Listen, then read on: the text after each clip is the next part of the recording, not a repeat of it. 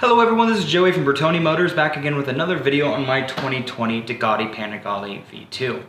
In today's episode, we are going to completely remove the stock license plate hanger and instead replace it with New Rage Cycle's new version of the Fender Eliminator kit just for this bike. This came out a few weeks ago, and there aren't a lot of videos on the internet on how to install this, so I thought I would document it as we go along. So, let's just see what's inside the box, and then let's start wrenching.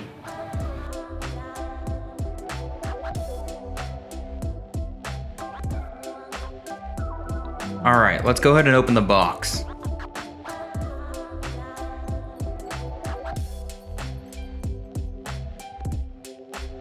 As I started pulling everything out of the box, I was really impressed with everything. Everything felt very well made.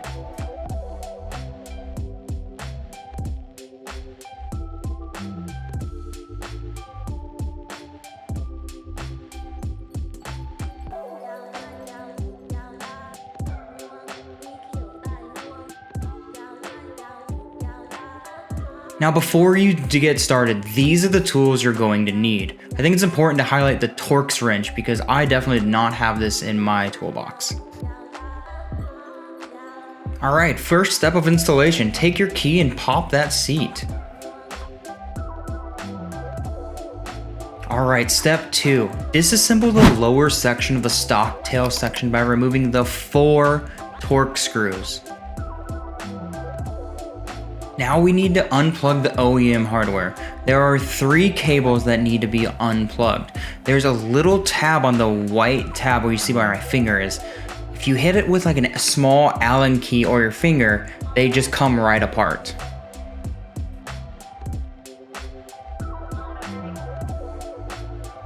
Alright, to remove the tail section, there are 2 4mm Allen bolts that basically come down and remove the entire tail section. There's a metal tab underneath, so be sure to slide it down and out for easier removal. This is me struggling because I didn't read the instructions. See how I'm not pulling it down then out? Down and out. So much easier.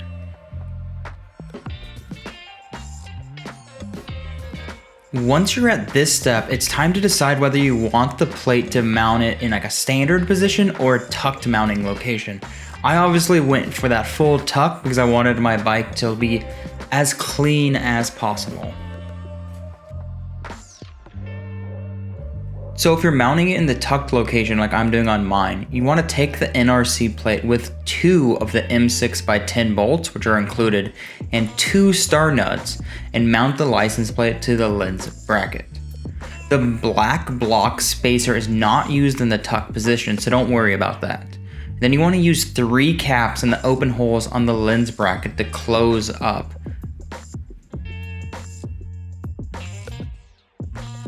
And this is what it should look like before you mount it to the bike.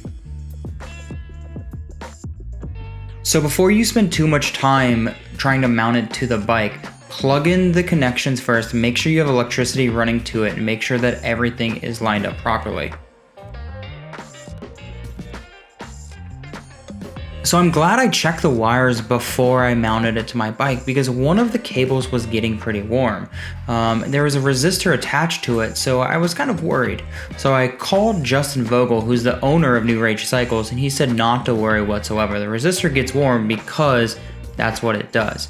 If there's an issue, the resistor is going to pop and you're going to get a warning light on your dash, or you're just not going to have a light for a while, but no worry outside of that. Now to mount it to the bike, you're going to want to take the 2 nylon shims and the 2 M5x16 flathead bolts and prepare to mount it onto the bike, plugging in the connectors first if you haven't already. I added blue Loctite on the M5 bolts.